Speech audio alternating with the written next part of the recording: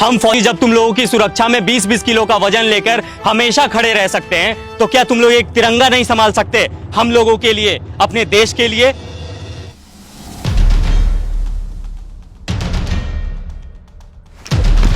Ma'am क्या कर रही हो आप? क्या कर रही हो मतलब? इधर आओ।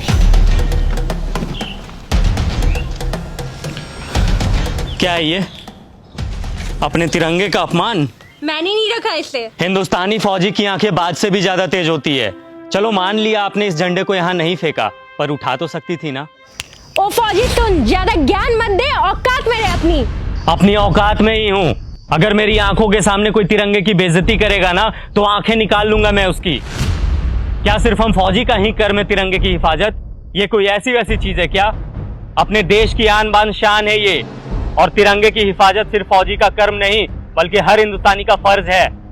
अरे जाना यार, टाइम मत खराब कर मेरा, बहुत देखे हैं तेरे जैसे।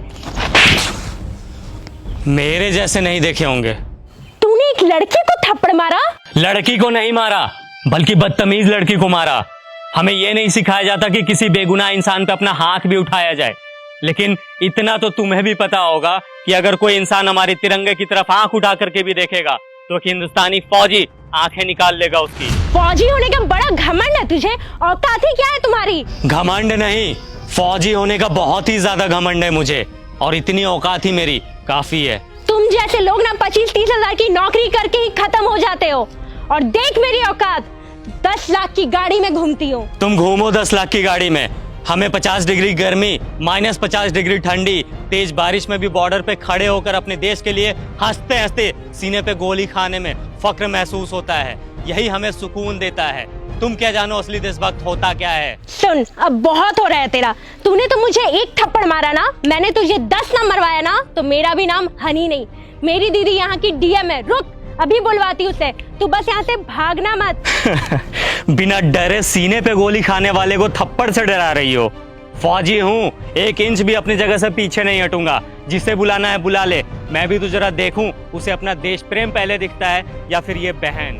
रुक, अभी समझ आ जाएगा।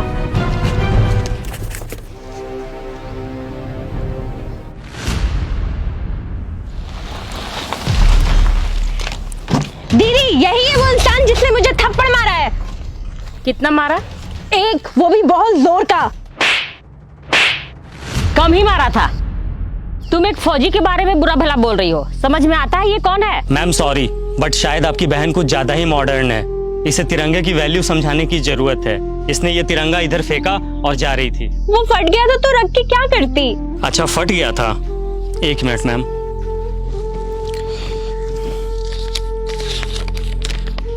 ये कितने का नोट है? 100 का।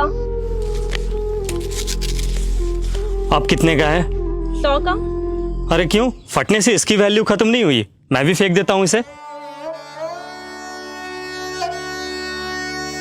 बड़े शर्म की बात है, एक नोट फट जाने के बाद भी अपनी वैल्यू नहीं खोता, चाहे वो 10, 20, 50, 100, 1000 कितने का भी हो। लेकिन हमारा तिरंगा जो अनमोल है, वो फट जाने के बाद अपनी वैल्यू खो देता है। लोग इसे फेंक देते हैं।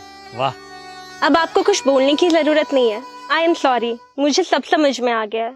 अफसोस कि तुम्हें अब समझ आया, जबकि अपने तिरंगे की कद्र करना ये कोई समझाने की बात ही नहीं है। हम फौजी जब तुम लोगों की सुरक्षा में 20-20 किलो का वजन लेकर हमेशा खड़े रह सकते हैं, तो क्या तुम लोग एक तिरंगा नहीं संभाल सकते हम लोगों के लिए, अपने देश के लिए?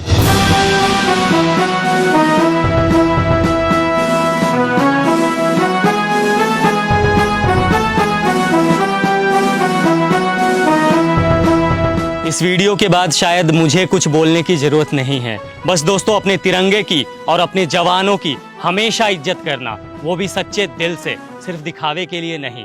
जय हिंद।